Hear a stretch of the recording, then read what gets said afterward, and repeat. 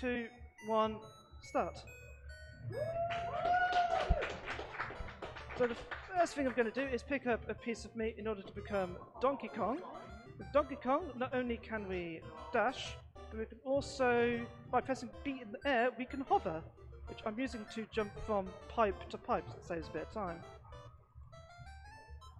So you've probably noticed already that this game is effectively a clone of the original Super Mario Bros.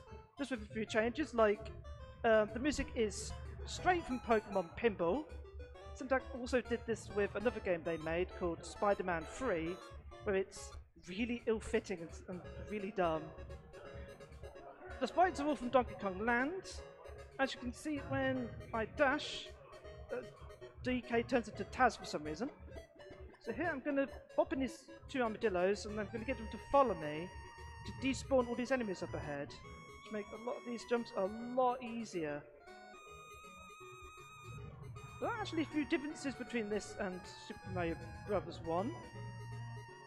The major one is there are no mid-level checkpoints, so deaths are actually quite a detriment in this run. That hover is really difficult. So you can hover to the left, but you have to mash quite a bit. So in this stage, like in the original, we have Lakitu throwing bombs everywhere, which I'm going to try and avoid. I've got visual cues, but quite tight. I've got hit. That's fine, it's not too bad. Diddy Kong is horribly slow, but there's a power-up right here, so it's not too bad. So here I'm being careful, because if I get the power-up, the screen will lock. Which means that I have no choice but to go in the pit and die. The reason why I'm being a bit careful around pits is because Donkey Kong is incredibly slippery, and he does not stop on the dime. Instead, he skids a few yards further, which makes stopping a massive risk.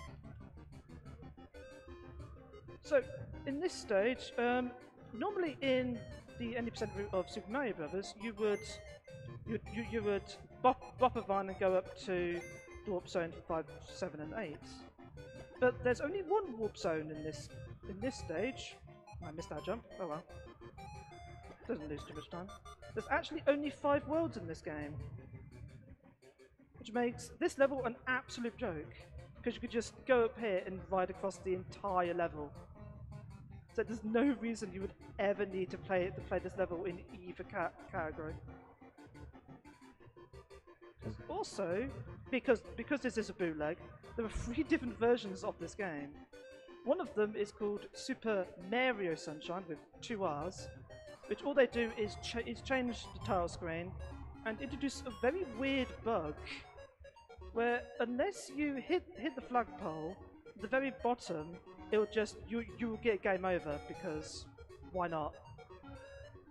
The other version is 2003 Digimon Sapphire with one of the worst title screens I've ever seen, and Harry Boy and the Chamber of Secrets, where Harry is just a frog for some reason.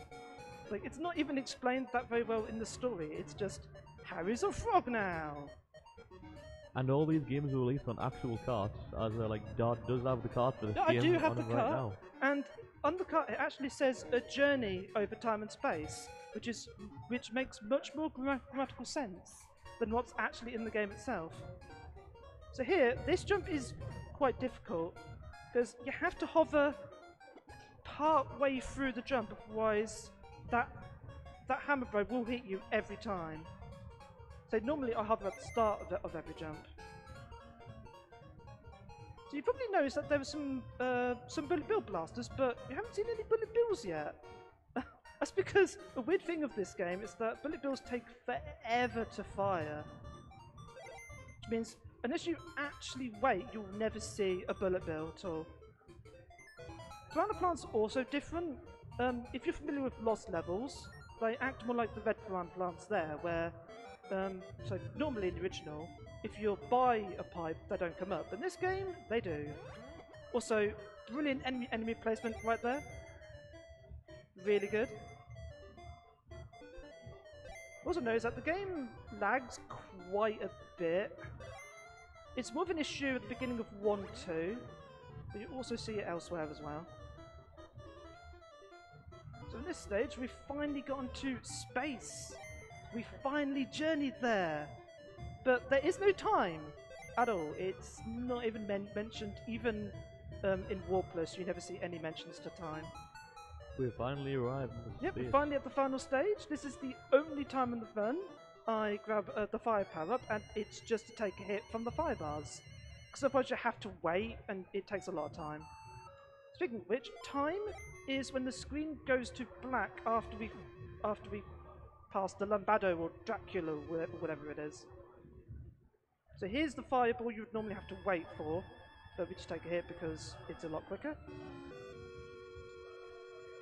Time is coming up soon. There's the Lambado, and time! Yeah, We like, get well to done, enjoy Dark. some sexy Good run. eyebrows. Good one.